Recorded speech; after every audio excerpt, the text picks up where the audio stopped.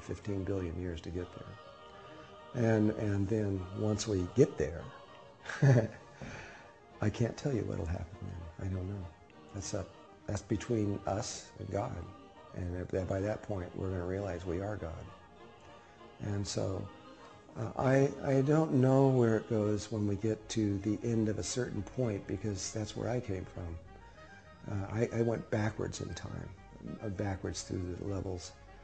It took forever in the way that humans are thinking. And to get back to this place, once we get there, that's when that's when the brand new part really begins, and I can't tell you what that is.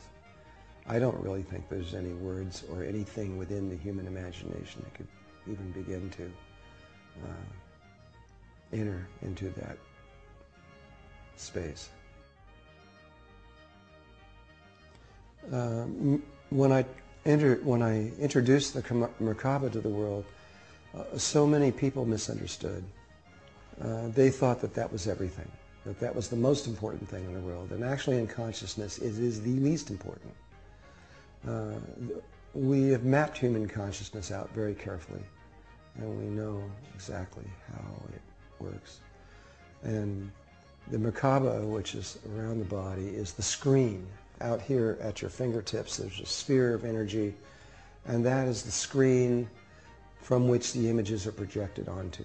This is using human words to say something that's slightly beyond humanness, but it's still, the idea works. The images are projected onto this sphere around us, which we call the universe. The universe isn't there, it's just it's just pure consciousness that surrounds each one of us. And but from there, inside of the human head, is a complex set of there's 4 glands and it's very much like a computer. It's really a lot like a computer.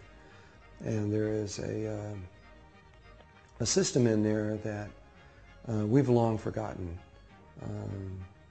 Jesus remembered it. Whenever you look at a shot of Jesus, you usually see these 3 beams of light coming out of his head. There's actually 8 of them, but you can't see them all from the front position. And those beams of light are tied into the pineal gland. Around those beams of light is a sphere of energy that moves around there, and then inside the pineal gland there are 8 beams of light that come out in a set of 4. And then that pineal gland is an eyeball. It is literally the third eye. It is hollow. It has color receptors inside of it. It has a lens on top of it. And that is connected behind it to something that's squeezed around it called the thalamus. And the thalamus gland, or glands, there's 2 of them, have a long tube that go down to the roof of the mouth. And I'm just going backwards in all of this. In front of the pineal gland, there's 2 more glands, a little pair of them up here. So there's the pituitary glands.